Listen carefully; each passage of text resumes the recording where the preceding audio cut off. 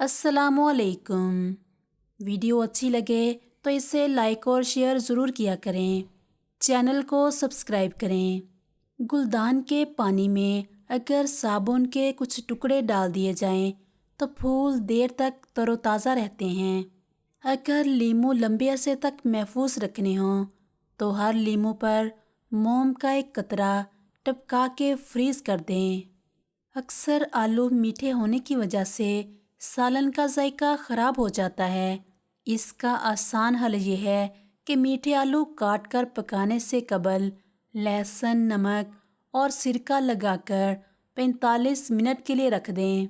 पकने के बाद जायका बिल्कुल ठीक हो जाएगा।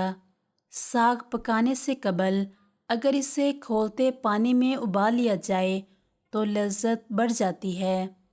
तंदूरी रोटियों को ताज़ा करने के लिए इन पर पानी लगाएं और गरम तवे पर बिल्कुल हल्की आंच पर पतीले से ढक कर रख दें।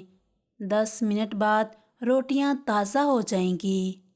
सिंक की नाली बंद हो जाए तो गर्म पानी में कपड़े धोने का सोडा शामिल करके सिंक में डाल दें। फटकड़ी बारीक पीसकर किचन के कैबिनेट्स में रखें तो कीड़े पैदा नहीं होते।